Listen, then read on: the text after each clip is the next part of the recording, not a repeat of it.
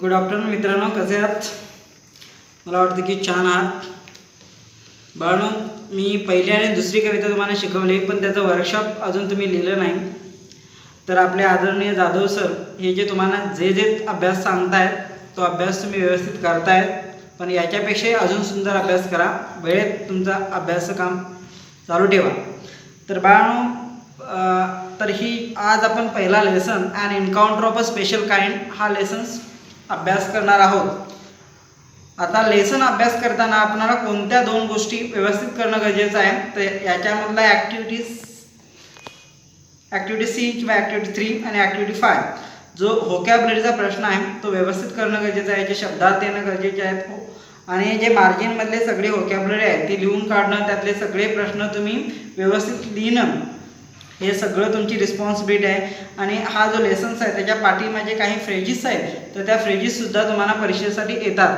त्यानंतर यातले सगळे जे पर्सनल रिस्पॉन्सचे प्रश्न मी तुम्हाला काही पर्सनल रिस्पॉन्सचे प्रश्न मी देणार आहे, पण तुमच्या लेवलनं ते सुद्धा तुम्ही प्रश्न व्यवस्थित प्रिपेअर करणार आहात. असं छानसा अभ्यास बाळांनो आपण करणार आहोत आणि खूप छान मार्क मिळवणार आहोत. तर आज आपण हा जो पहिला लेसन्स हा खूप लेंथी मोठा आहे, तरीसुद्धा तो व्यवस्थित तुम्ही अभ्यास करणार आहात. समजला नसेल तर पुन्हा पुन्हा हा व्हिडिओज बघणार आहात. मला एक सांगायला आवडेल की तुम्ही माझे व्हिडिओज बघताय, तुम्ही त्याला लाईक करताय, मला खूप छानसं वाटतं. सगळ्यांचे धन्यवाद. पण याच्यासोबत बाळांनो खूप छान अभ्यास करा.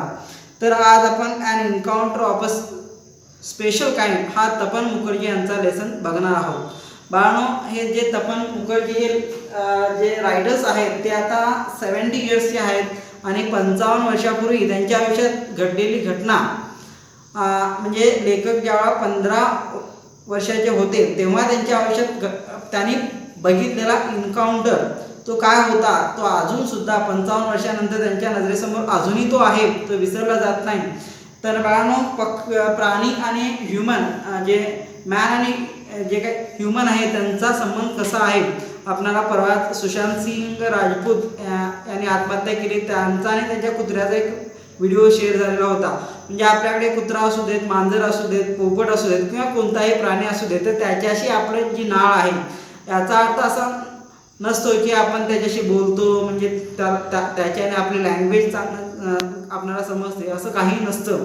तर भाषेच्या पलीकडे सुद्धा प्राण्यांचं आणि मानवाचं किती क्लोज नातं आहे, त्यांना सुद्धा फिलिंग्स आहेत. आणि एखादी आई मग ती माणसाची असू देत किंवा ती कुत्र्याची असू देत, म्हैस असू देत, साप असू देत, विंचू असू कोणी असू देत, तर प्रत्येकाला आपल्या बाळाचं प्रोटेक्शन कसं करता येतं किंवा त्या मातेचं आपल्या बेबीविषयी असलेलं प्रेम हे कुणालाही त्याचं कंपॅरिझन करता येत नाही. अशा काही गोष्टी या लेसनमध्ये तुम्ही बघणार आहात. चला तर बाळांनो, an encounter of a special kind हा लेसन आपण बघणार आहोत. पुस्तकं सगळ्यांनी ओपन करणार आहात, व्यवस्थित समजून घेणार आहात. सगळे व्होकॅब्युलरी, काही शब्द, काही अडचणी, प्रॉब्लेम असेल तरी त्या माझ्याशी तुम्ही शेअर करणार आहात. An encounter of a special kind एक विशिष्ट प्रकारचा हल्ला जो तपन मुखर्जी यांनी 55 वर्षापूर्वी बघितलेला होता, तो त्यांनी त्यांच्या लेसनमधून इथं शेअर केलेला आहे. चला तर आपण तो व्यवस्थित अभ्यास करूया. My father was a medical professional working for a private company in Raniganj in West Bengal. माझे पप्पा म्हणजे जे तपन मुखर्जी यांचे जे पप्पा आहेत, त्यांचे फादर्स आहेत, ते एका मेडिकल प्रोफेशनमध्ये राणीगंज वेस्ट बेंगालमध्ये, पश्चिम बंगालमध्ये राणीगंज या ठिकाणी प्रायव्हेट मेडिकल कंपनीमध्ये ते काम करत होते. The officers of the company were housed in individual bungalows. Individual म्हणजे personal, bungalows inside in a large campus. एका असा मोठा कॅम्पस होता, आवार होता आणि त्या आवारामध्ये त्यांचे मोठे मोठे ऑफिसरचे बंगले होते. Our house was in a corner of the campus. आणि आमचं घर म्हणजे सगळ्या ऑफिसरांचे बंगले मोठे मोठे होते ना, आमचं जे घर होतं ते घर त्या ऑफिसरच्या घराच्या कॉर्नरला होतं. The officers club was adjacent to the boundary wall of our garden. म्हणजे आमच्या जी बाग आहे त्या बागेला लागूनच ऑफिसर्स क्लब होतं. The compound was a luxurious with a green grass, colourful flowers and host of tall and majestic trees. आमचं जे घर होतं त्याच्या आजूबाजूला सगळी झाडं होती, ग्रीन ट्रीज होते, मजेस्टिक म्हणजे प्रचंड अशी मोठी मोठी झाडं होती, तिथं फ्लावर्स वगैरे होते असं.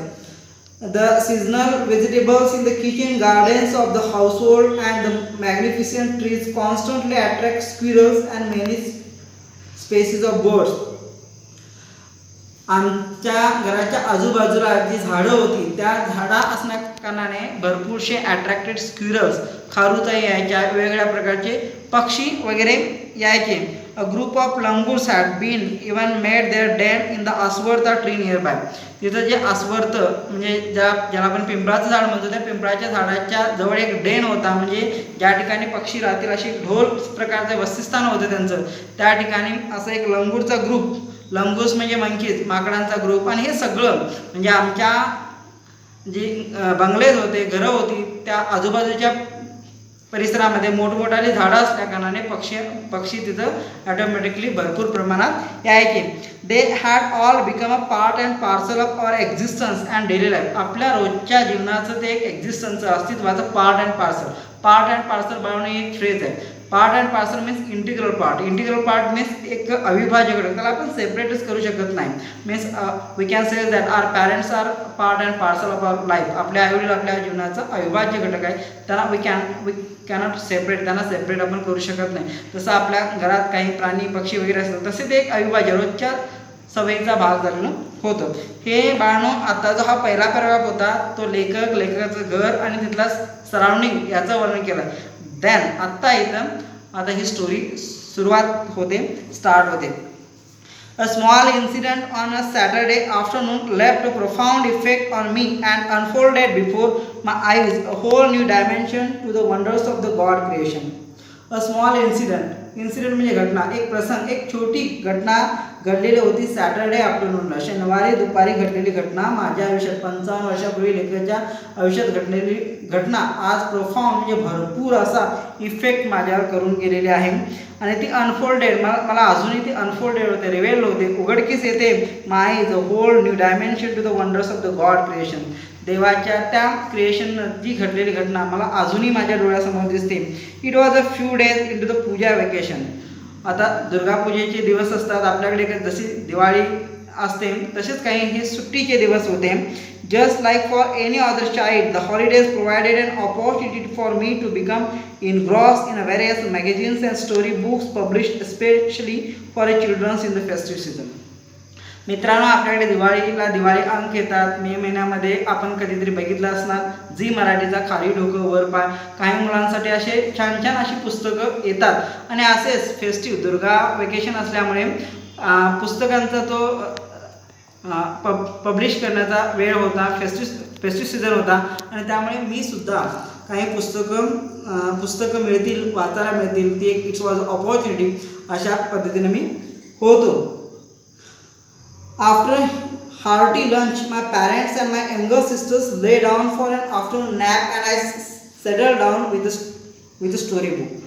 आणि त्या दिवशी सॅटर्डे आफ्टरनूनला काय झालं, आफ्टर हार्टी लंच मी खूप असा मुबलक म्हणजे पोटभर जेवलो आम्ही सगळे, माझे पॅरेंट्स आणि माय सिस्टर्स. दुपारच्या नॅपसाठी, दुपारची नॅप म्हणजे दुपारची छोटीशी झोप असते, we can take it only for 20 minutes, 20 मिनिटाची जी झोप आहे त्या दुपारच्या डुलकीसाठी माझे पॅरेंट्स आणि माझे सिस्टर्स गेले. ते सगळे झोपले and I settle down with a story book. आणि मी एक गोष्टीचं पुस्तक घेऊन वाचायला बसलो, असं लेखक सांगतात. The quiet afternoon presented the perfect backdrop for reading on an adventure story.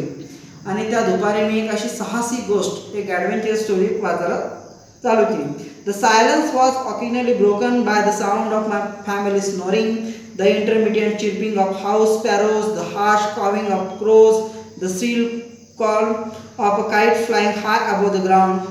Minutes trickled by, I became deeply absorbed in the book. मित्रांनो, माझे आईवडील म्हणजे आम्ही सगळेच जेवल्यानंतर झोपलो, माझे पॅरेंट्स झोपले, माझ्या बहिणी होत्या त्या झोपी गेल्या दुपारसाठी. आणि मी पुस्तक घेऊन वाचायला बसलो. आणि माझ्या वाचण्यामध्ये जो अडथळा येत होता, डिस्टर्बन्स येत होता, तो कोणाकोणाचा येत होता, तर माझे फॅमिलीतले मेंबर काही स्नोरिंग, आता स्नोरिंग म्हणजे घोरत होते. काही झोपल्यानंतर दुपारी काही लोकांना सवय असते घोरण्याची, तर तो घोरण्याचा हळूहळू आवाज येत होता. त्यानंतर ज्या चिमण्या होत्या, स्पॅरोज होत्या, त्यांचं चिरपिंग, त्यांचा चिवचिवाट होता. काही ठिकाणी कावळ्यांचा आवाज येत होता आणि कुणीतरी पतंग उडवत होतं, त्या पतंगाचा आवाज येत होता. म्हणजे मी माझ्या वाचनामध्ये थोडा डिस्टर्बन्स होता. त्यानंतर minutes tickled by, I became deeply absorb in the book. असेच काही वेळ निघून गेला आणि I became deeply absorb in the book, आणि मी पुस्तकामध्ये ॲब्झॉर्ब झालो, गुंतून गेलो. Suddenly I heard a group of street dogs barking furiously in the distance. आणि अचानकपणे काय झालं, suddenly I heard a group of street dog barking furiously in the distance. I chose to ignore the commotion thinking that the pack of dogs might have concerned a hapless pig. मी वाचण्यामध्ये गुंतून गेल्यानंतर अचानकपणे बाहेर काही कुत्र्यांचा भुंकण्याचा, जोराने भुंकण्याचा आवाज आला. मी ठरवलं की त्याच्याकडे इग्नोर करण्याचं, दुर्लक्ष करण्याचं. पाठीमागे असा प्रश्न आहे की लेखकानं असं का ठरवलं की जी कुत्री भुंकत होती त्यांच्याकडे त्यांना लक्ष का नाही दिलं. तर त्याला असं वाटलं की बाहेर जी कुत्री आहेत तर त्यांच्या घोळक्यामध्ये एखादं पीक, एखादं डुक्कर सापडलं असणार आणि त्याच्या पाठी ते लागले असतील कुत्री, त्यामुळे त्यानं थोडंसं त्याच्याकडे दुर्लक्ष केलं आणि तो लेखकाला त्या पुस्तकामध्ये, तो वाचण्यामध्ये गुंग झाला होता, त्यामुळे त्यानं तिकडं लक्ष नाही दिलं. But soon the barking becomes louder and more aggressive and the alarm cawing up a flock of crows added to the cacophony. नंतर काही वेळानंतर कळलं की तो कुत्र्यांचा आवाज खूप वाढला आणि त्यातच कावळ्यांचा कर्कश, जो कॅकोफोनी होती, कावळ्यांचा सुद्धा आवाज वाढला. I also heard the disturbance approaching closer. आणि मला जो दूरवर असणारा आवाज तो आता ॲप्रोचिंग, जवळ येत होता आणि जवळ कुत्र्यांचा भुंकण्याचा आवाज, कावळ्यांचा कर्कश आवाज इतका वाढला होता. Curiosity got the better of me. शेवटी माझ्यामध्ये आतुरता वाढली आणि मी बाहेर गेलो. Leaving the book aside I rush to the veranda to see what was going on. पुस्तक बाजूला ठेवलं आणि बाहेर बघायला गेलो की काय झालं असेल. आपल्याकडे माहीत आहे की आपल्याकडे साधं जरी कोणाचं भांडण जरी चाललं किंवा कोणाचा तरी आवाज आला तरी आपण अभ्यास सोडून बाहेर बघायला जातो. तसंच माझ्याकडे ही आतुरता ती होती आणि मी बाहेर बघायला गेलो. I glance toward the roof of the club house and saw something horrible. बघा, मी बाहेर गेलो आणि जे रूफ हाऊस होतं, त्याच्या जे क्लब हाऊस होतं, त्या क्लब हाऊसच्या रूफ आणि छपरावर, त्या छपरावर जे दृश्य मी बघितलं ते हॉरिबल होतं, ते भयानक होतं. A big male langur, apparently the leader of its group, was holding a baby langur in his hands and mercilessly biting it all over a definite intent to kill.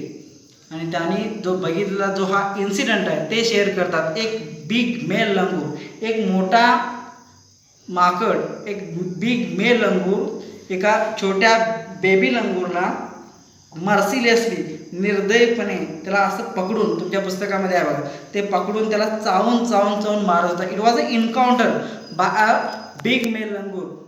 म्हणजे तो बिग मेल लंगूरने केलेला encounter होता, हल्ला होता. अचानक त्या baby लंगूरवर केला तो हल्ला होता आणि त्याला संपूर्ण मर्सिलेसली ते बायटिंग करत होतं all over the definite intent to kill. आणि त्याचा असं डेफिनेट इंटेंट म्हणजे पर्पज होता की त्या मेलला, त्या बेबीला त्याला ठार मारायचं होतं. The helpless mother of the baby and other lesser members of the langur group were scattered on the roofs of the building nearby watching the baby being killed. बघा, जसा पिक्चरमधला एक सीन असतो, एखादा डाकू, एखादा विलन एखाद्याला मारत असतो आणि बाकीचे भयाची भूमिका घेत असतात, असे त्यांना जे पॅरालाइज झाल्यासारखे ते थांबलेले असतात. तसंच तो बिग मेल लंगूर त्या छोट्या बेबी लंगूरला मारत होता आणि सगळे जे लंगूर्स होते ते फक्त बघत होते. त्यात त्याची आई पण होती, त्या छोट्याशा बाळाची आई होती आणि ती सुद्धा टीम मंकीज फक्त बघत होते, भयाची भूमिका करत होती. I recall the terrible customs in the animal clan according to which a dominant male usually does not allow another male baby or adult to survive within its group. कारण ही जी lines आहे हा या गोष्टीचा सगळ्यात महत्त्वाचा भाग आहे. तर मला सुद्धा लहानपणी आठवतं की आम्ही ज्यावेळा छोटे होतो, लहान होतो, त्यावेळा काय वेळा कावळ्यांच्या अंड्यांना आम्ही स्पर्श करायचो. कावळ्यांच्या पिलांना जरी आम्ही स्पर्श केला तर तो कावळा की त्याच्या पिलाला ठार मारून टाकायचा. मला अजूनही कळत नाही, त्याचं उत्तरही कळत नाही. पण आपल्याकडे एक परंपरा आहे की यातली कुठली कस्टम्स आहे, कस्टम म्हणजे काय परंपरा आहे, प्राण्यांची काय परंपरा आहे. तर इथं सगळे प्राणी हे ग्रुपनं राहतात आणि इथं जो मेल लंगूर आहे तो म्हणजे सगळ्या म्हणजे माकडांच्या ग्रुपमध्ये सगळ्या फिमेल असतात आणि त्याच्यामधला एक हा मेल लंगूर असतो आणि हा मेल लंगूर हा जो मेल लंगूर त्यांची अशी डॉमिनंट तो मुख्य आहे, तो ॲपरंटली लीडर आहे त्या म्हणजे त्या ग्रुपला सगळ्या फिमेल आहेत आणि तो एकमेव आहे आणि त्यांच्यामध्ये एक छोटंसं एक मेल लंगूर जन्माला आला आणि त्या मेल लंगूरला तो मोठा बिग मेल लंगूर त्याला ठार मारतो कारण त्याला आपणाला या सगळ्या ग्रुपमध्ये सगळ्या फिमेल आणि आपल्याला एकट्यालाच मेल राहायचं आहे अशी ही परंपरा आहे. त्यामुळे तो म्हणजे कुणी जन्माला आलं तिथं मेल आला तर त्याला ठार मारणार अशी ती परंपरा आहे.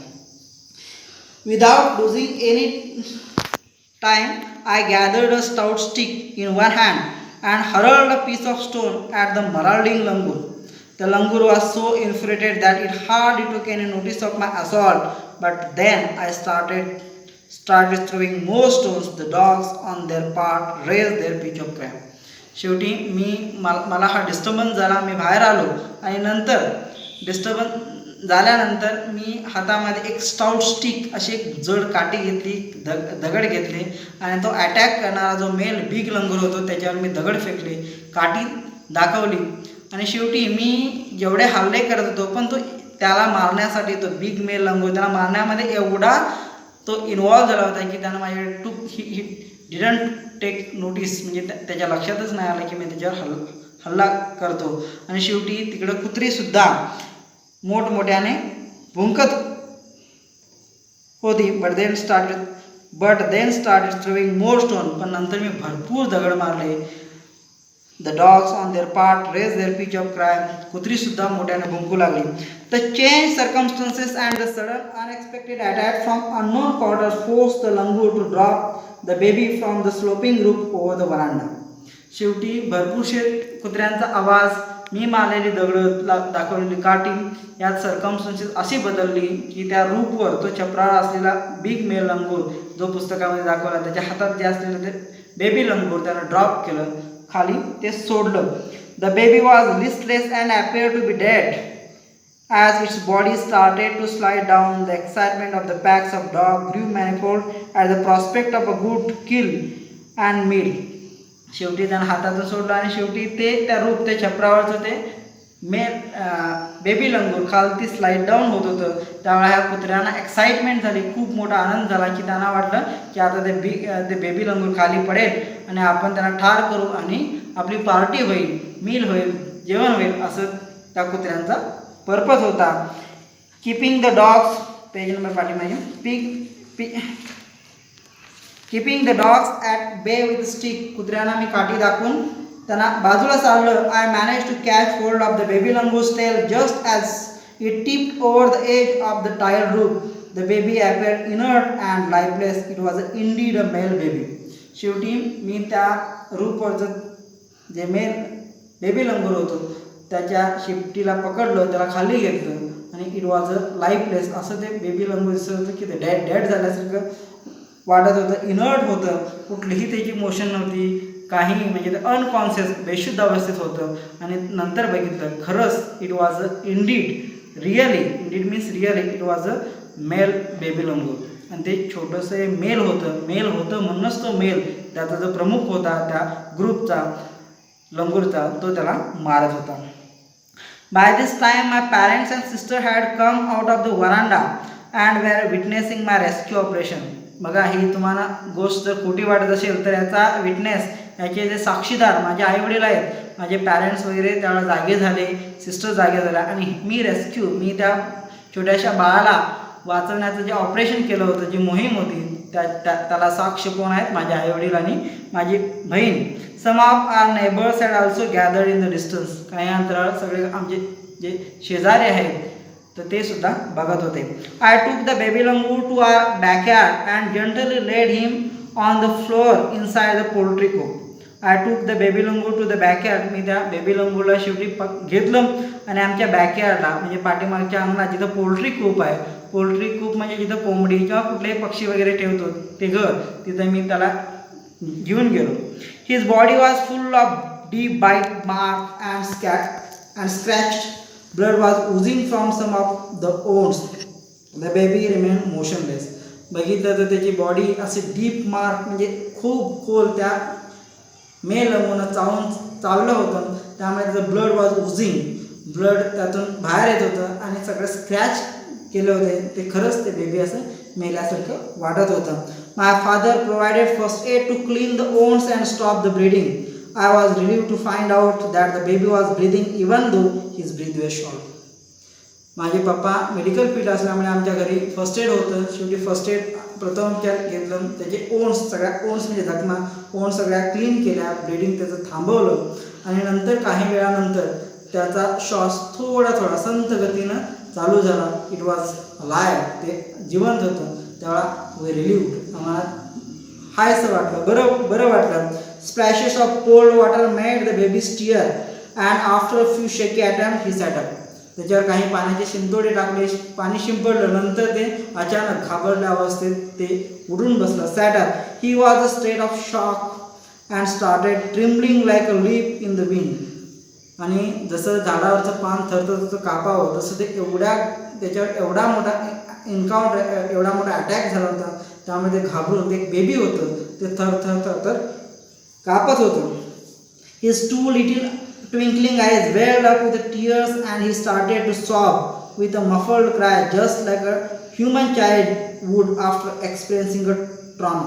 म्हणजे एखादं बेबी ह्युमन चाइल्ड ते जसं कुठेतरी हरवावं, त्याच्यावर अटॅक व्हावा आणि त्याचे डोळे जसं पाण्याने ओलेचिंब व्हावेत, त्याच्या डोळ्यात आसवा असावी, फक्त त्याला रडायचं आहे, हुंदके देऊन तो रडणार आहे पण घाबरलेला आहे, रडता पण येत नाही, अशा अवस्थेत ते बेबी होतं.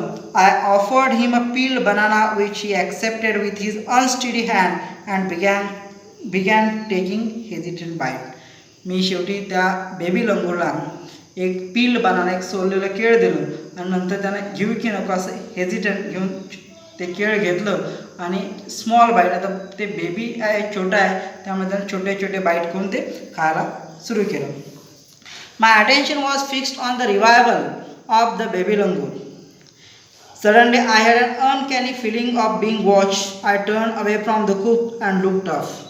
There sat the mother langur on our kitchen roof, watching every move I made.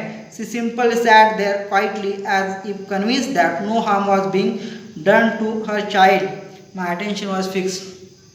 मला असं वाटत होतं की माझ्याकडे कोणीतरी चोरून असं बघतं, अनकॅनी फिलिंग असं वाटत होतं. आणि नंतर माझ्या लक्षात आलं की त्या रूफवर त्याची आई, त्या बेबी लंगूरची आई माझ्याकडे बघत होती. आता ती तिथं शांत का बसली होती? एखाद्या बाळाला तुम्ही टच करता तेव्हा ती शांत का बसली होती? कारण तिच्या लक्षात आलं होतं, सी कन्व्हिन्स, तिची खात्री पटली होती की it's baby was not in harm. तिचा जे बेबी आहे त्याला कुठलीही इजा नाही, कोणी ती त्याची मदत करतं, त्यामुळं ती शांतपणे फक्त माझ्याकडे बघत होती. Meanwhile, the baby sensed the presence of his mother and started to sob and cry a little louder. शेवटी ती बेबी आमच्याकडे बघत होती. नंतर लक्षात आलं की ती मदर लंगूर त्या बेबीकडे बघत होती, माझ्याकडे बघत होती. आणि शेवटी त्या बेबी लंगूरला त्याची आई दिसली. म्हणजे हरवलेल्या एखाद्या छोट्याशा बाळाला नंतर त्याची आई दिसावी आणि त्या आईला जाऊन त्यानं घट्ट मिठीत जाऊन म्हणजे खूप रडावं, अशी अवस्था झाली होती. शेवटी त्या बेबीनं आपली मदरवरती रूपवरून बघताना बघितला आणि तो जो हुंदका होता, जो थांबला होता, तो आता नाहीसा झाला आणि ते बेबी लंगूर रडू लागलं. Meanwhile, the baby sensed the presence of his mother and started to sob and cry a little louder. I retreated from the door of the coop to allow the mother access to her baby. शेवटी मी तिथून माघार घेतली आणि शेवटी ती mother लंगूर जी होती त्या baby लंगूरकडे गेली. Immediately the mother descended on the floor of the coop and picked up the baby in her arm. अचानकपणे खाली गेल्यानंतर त्या मदर लंगूरनं त्या बेबी लंगूरला पकडलं, जवळ घेतलं. She gave the baby a thorough body inspection to check his injuries and then cuddled him tightly in her bosom. आणि नंतर तिनं बघितलं, सगळं इन्स्पेक्शन केलं, त्याला कुठं जखम झालं हे बघितलं आणि नंतर घट्ट आपल्या बाळाला मिठी मारली. The baby found a great solace in her caring arm. The mother sat still with the baby in her lap for a few minute. त्या आईनं आपल्या बाळाला घट्ट मिठी मारली आणि त्या बाळाला किती बरं वाटत असेल तर याची कल्पना तुम्ही करू शकता. It was almost as if she was pondering over her options and trying to figure out how she could keep the baby safe from further assault. शेवटी ती आई पॉन्डरिंग म्हणजे थिंकिंग ओव्हर, खूप विचार करत होते. हाऊ टू फिगर आउट म्हणजे problem solve कसा करायचा. आता परत या आता कुठल्या दिशेनं आता बाळ सापडला तर बाळाला घेऊन कुठे जायचं, कुठल्या दिशेनं जायचं, कारण तो मेल लंगूर परत जर भेटला तर परत त्याच्यावर अटॅक होणार. त्यामुळं ती थोडा वेळ विचार करू लागली. For a few second the mother langur looked straight into my eyes. Even today I cannot forget that look in her eyes, showing silent gratitude on me for saving her child. बाळांनो, कधीतरी म्हणतो की खोटं शब्दात असतं, डोळ्यात नसतं, डोळे खरे बोलतात. आणि ती एक नजर, कधी एक नजर खूप आयुष्यभर लक्षात ठेवते. तसं ह्या लेखकाकडे ज्यावेळेला त्या बेबी लंगूरनं म्हणजे मदर लंगूरनं त्या लेखकाकडे जेव्हा बघितलं, म्हणजे आपल्या बाळाला बेबी लंगूरला वाचवल्यानंतर जी ग्रॅटिट्यूड, जी कृतज्ञता, जी थँक म्हणत होती, तिच्या नजरेतून ती ती मदर जी आहे त्या लेखकाला थँक्स म्हणत होती. ती नजर, तो लेखक सांगतो, मी अजूनही विसरलो नाही. I was overwhelmed by the emotions, the sentiment and the way she said thanks to me. There sat a universal mother holding a stricken child in her lap. आणि लेखक सांगतो की ती एक युनिव्हर्सल आई होती. एका बाळाला, आपल्या बाळाला वाचवल्यानंतर ती आपल्या जो वाचवणारा होता त्याला ती थँक्स सांगत होती, ती नजरेतून सांगत होती. ती नजर ती लेखकाला आजही आठवते. Then in a flash she jumped with her baby clinging to her bearing and reached our kitchen roof. She surveyed the area for the vicious male langur and then leapt away in the direction opposite to the place of the violent encounter. नंतर एका नजरेत तिनं बघितलं आणि एका दिशेनं जो violent जो एन्काउंटर करणारा जो मेल लंगूर आहे तो ज्या दिशेने गेला त्याच्या विरुद्ध दिशेनं तिनं ते आपल्या बाळाला घेऊन ती निघून गेली. बाळांनो, इथे ही गोष्ट संपते, पण बघा हा जे 2 पॅराग्राफ आहे, हा जो पॅराग्राफ तुम्हाला खूप महत्त्वाचा काय सांगून जातो. The brief meeting with the mother and the baby langur convince me that interspecies communication and mutual trust is indeed a reality, and should anyone strike the right chord, the relationship comes into action. प्राणी आणि मनुष्य यांच्यामध्ये जे नातं, ते baby लंगूर आणि mother लंगूर मला सांगून गेलं की आपण मानव आणि प्राणी यांच्यामध्ये जर राईट चॉर्ड म्हणजे जे योग्य जी तार आहे ती छेडली तर त्यांच्यातलं नातं हे खूप छान असं राहू शकतं. The mother langur show me that food was not the only means of communication between man and animal, but that there were some other means of establishing a bond through trust, compassion and mutual understanding. मित्रांनो, फक्त food एवढंच एक means नाही की प्राणी आणि मानव यांच्यामध्ये टिकतं किंवा तीच गोष्ट आहे, तर आपल्या प्राण्याने ठेवलेला एक म्युच्युअल ट्रस्ट, म्युच्युअल अंडरस्टँडिंग, आपलं कम्पॅशन्स, आपलं प्रेम, विश्वास हे सगळ्यात महत्त्वाचं आहे. 55 years have passed since that day. लेखक सांगतो की 55 years have passed since that day. 55 वर्षे झाली ती घटना घडून. I am now 70 years old. मी आता 70 वर्षाचा आहे. But I still found remember that encounter of a special kind. पण तो विशिष्ट प्रकारचा एका मेल लंगूरनं, एका बिग मेल लंगूरनं एका स्मॉल एक बेबी मेल लंगूरवर केलेला अटॅक तो मला अजूनही, तो इनकाउंटर अजूनही जसा होता तसा तो अजूनही आठवतो. आणि त्या आईनं बोललेले थँक्स, म्हणजे मी त्या पिलाला वाचल्यानंतर आईनं बोललेले जे थँक्स, हे जे मानव आणि प्राण्यामधलं जे नातं आहे तर ते ह्या लेसनमधून सांगितलेलं आहे. कारण हा आपण लेसन व्यवस्थित मी आता जसा असेल तसा मी तो तुम्हाला सांगितलेला आहे. तुम्ही हा लेसन एकदा जर समजला नसेल तर परत एकदा तो व्हिडिओज बघा, समजून घ्या. ह्याच्या पाठीमागचं जे वर्कशॉप आहे ते सुद्धा व्यवस्थित करा आणि अभ्यास तुम्ही छान करतायच. पुन्हा एकदा तुमचे सगळ्यांचे धन्यवाद. इथं आपण थांबूया.